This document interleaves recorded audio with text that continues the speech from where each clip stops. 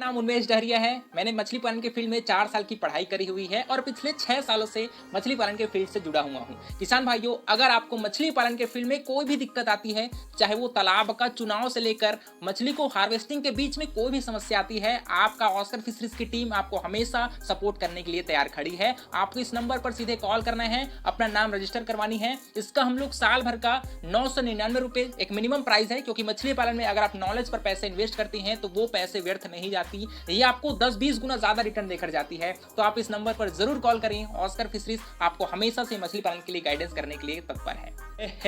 Hello किसान भाइयों, मैं हूं आपका मछली वाला भैया उन्मेष डहरिया, फिशरीज ग्रेजुएट एंटरप्रेन्योर, और आप देख रहे हैं ऑस्कर फिशरीज। किसान भाइयों, जब भी हम आईएमसी मछली या फिर एक्जोटिक कार्प मछलियों के बारे में बात करते हैं तो आपको आजकल बहुत ज्यादा सुनाई देता होगा कि हाइब्रिड मछलियों के बारे में। तो आज का वीडियो होने वाला है कॉमन कार्प मछलियों की हाइब्रिड प्रजाति, जिसको हम लोग अमूर कार्प बोलते हैं।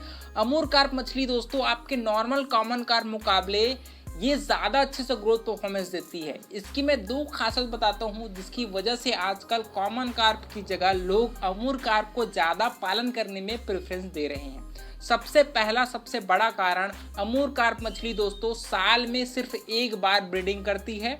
और ये मछली आपने देखा होगा, जो नॉर्मल कॉमन कार्प मछली होती है वो साल में कम से कम 3 से 4 बार, 3 बार तो मिनिमम वो ब्रीडिंग कर ही जाती है, जिसकी वजह से इसकी सारी एनर्जी बच्चा पैदा करने में ही चली जाती है।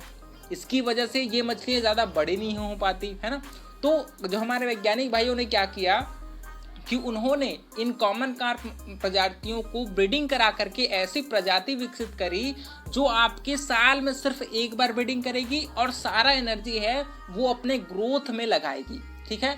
दूसरी बात, आपके नॉर्मल कॉमन कार्प मछली के मुकाबले आपकी अमूर कार्प मछली दोस्तों 27% ज्यादा ग्रोथ करती है। इसका सीधा सीधा फर्क पड़ता है आपके मछली के लाइफ साइकिल में। मान लीजिए आपकी कॉमन कार्प मछली साल में 1 से 1.5 किलो साइज की होती होगी, लेकिन आपकी जो अमूर कार्प मछली है दोस्तों वो साल में मिनिमम 1.5 से 2 किलो साइज तक आसानी से बढ़ जाती है। इसी वजह से आपको अमूर कार्प मछली को ज्यादा पालन करने में लोग अभी इंटरेस्टेड हैं। तो अगर इसकी पालन करने की प्रक्रिया अगर अपन बात करें तो जो नॉर्मल कॉमन कार्प मछली हम लोग पालन करते हैं, सेम इसका भी सेम ही प्रक्रिया होती है। तो अगर हम लोग इसकी स्टेप बाय स्टेप अगर पालन करने की विधि के बारे में बात करें तो सबसे पहला काम, आपके तालाब की अगर क्षेत्रफल की बात करें तो आईएमसी मछली या फिर एक्सोटिक कार्प के पालन में आपको पता होगा कि मिनिमम 1 एकड़ का तालाब का क्षेत्रफल होना ही चाहिए। दूसरी बात, अगर तालाब की गहराई की बात करें तो 5 से 6 फीट आपके पानी की गहराई होगी और आपके ओवरऑल तालाब का जो डेप्थ है दोस्तों वो 8 से 10 फीट तक आपके तालाब की गहराई होनी चाहिए। बात करें अगर तालाब की तैयारी करने की, तो जैसे आपका तालाब खुद जाता है उसके बाद आपको तालाब में चूना अप्लाई करना है।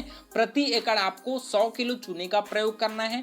दूसरी बात, चूने का प्रयोग डालने के 2 से 3 दिनों के पश्चात आप उसमें पानी भर दीजिए 3 फीट। फिर उसमें आप जो फर्टिलाइजर है, जो मैन्यूरिंग है, जिसमें काऊ डंग हो गया, सिंगल सुपर फास्फेट हो गया, यूरिया हो गया और ईस्ट का पाउडर, इन चारों कंपोनेंट को आपको सबसे पहले गड्ढे में अलग से तैयार करना है और उसको सड़ा करके मिनिमम 3 दिनों तक आपको उस जो सॉल्यूशन हम जो तैयार कर रहे हैं उसको आपको सड़ाना है। उसके पश्चात उसको स्लरी के रूप में और लिक्विड फॉर्म में उसको अपने तालाब में चारों तरफ आपको उसको छिड़काई कर देना है। छिड़काई करने के पश्चात क्या होगा, आपके तालाब का पानी का कलर है वो आपको थोड़ा सा हरा कलर दिखाई देना शुरू हो जाएगा।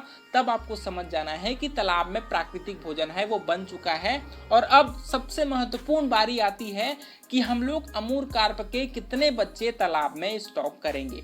तो किसान भाइयों, अगर हम लोग आईएमसी मछलियों के साथ अमूर कार्प का पालन करते हैं तो इसका एक प्रॉपर रेशो होता है, उसी प्रतिशत में हम लोग अपने अमूर कार्प बच्चे को तालाब में स्टॉक करते हैं। अगर बात करें अगर 3 मछलियों की अगर साथ में आप पालन करना चाहते हैं, क्योंकि आपकी अमूर कार्प मछलियों को दोस्तों हम लोग पॉलीकल्चर में ही पालन करते हैं, मतलब सिंगल स्पीसीज के साथ दूसरे मछलियों को भी इसमें ऐड करते हैं। तो अगर आप कतला, रोहू और अमूर कार्प मछलियों को पालन करेंगे तो सबसे बेहतरीन रिजल्ट आपको मिलेगा।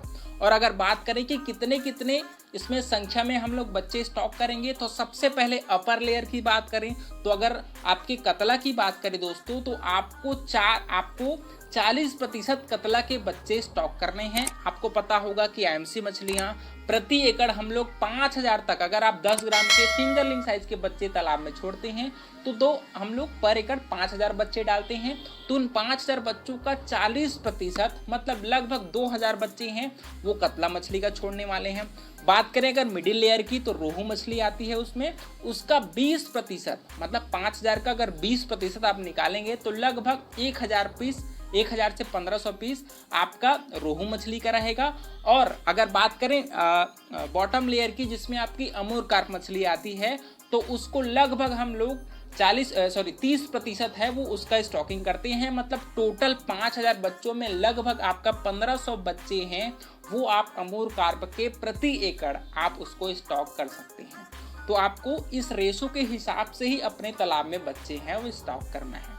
दूसरी बात आती है इसके फीडिंग मैनेजमेंट की। देखिए, आपकी जो अमूर कार्प मछली है दोस्तों, वो बॉटम लेयर में रहती है। इस वजह से जो भी तालाब के बॉटम में ऑर्गेनिक मैटर रहती है, चाहे मिट्टी हो गया, चाहे जो फीड का जो वेस्टेज हो गया है ना, या फिर आपके जो भी सड़े गले पेड़ पौधे होते हैं, उसको ये आपको खाते हुए नजर आ जाएगी।